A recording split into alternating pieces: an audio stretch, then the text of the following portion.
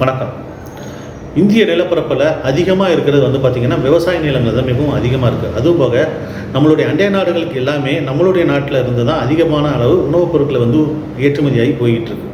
சரி, உணவுப் பொருட்கள் இல்லாமல் மாற்று வழியிலையும் நம்மளுடைய விவசாயிகளுக்கு வருமானத்தை ஏற்றி தரணும் அப்படிங்கிறதுக்காக தான் நம்மளுடைய பாரத பிரதமர் திரு நரேந்திர மோடி அவங்க 2018 ஏப்ரல் 25 தேசிய மூங்கில் வளர்ப்பு திட்டம் அப்படிங்கிற ஒரு திட்டத்தை வந்து கொண்டு வந்தாங்க. இந்த திட்டத்தோட முக்கியமான ஒரு நோக்கமே என்ன அப்படின்னா, அதிகமான நிலப்பரப்பில் வந்து மூங்கில் பயிரிடணும், அதனால் விவசாயிகளுக்கு அதிகமான வருமானம் கிடைக்குங்கிறது தான் இது ஒரு திட்டத்தோட ஒரு முக்கிய நோக்கம்.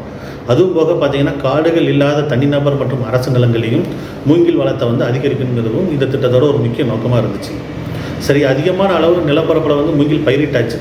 ஆனால் இதை எப்படி சந்தைப்படுத்துறது, எப்படி இதன் மூலமாக விவசாயிகளுக்கு வருமானத்தை ஈட்டு தருது, அதற்கான பயிற்சியையும் நம்மளுடைய மத்திய அரசு நம்மளுடைய விவசாயிகளுக்கு வழங்கியிருக்காங்க. ஏற்றுமதி செய்கிறது எப்படி வியாபாரம் செய்கிறது எப்படிங்கிறத பயிற்சியும் அந்த விவசாயிகளுக்கு வழங்கியிருக்காங்க.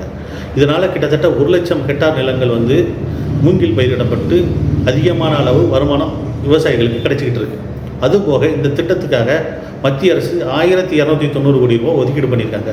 இதனால் மூங்கில் வளர்ப்பு சாகுபடி வந்து கிட்டத்தட்ட ஒரு 7,339 ஹெக்டார் நிலங்களுக்கு வந்து அதிகரிச்சிருக்கு. நன்றி, வணக்கம்.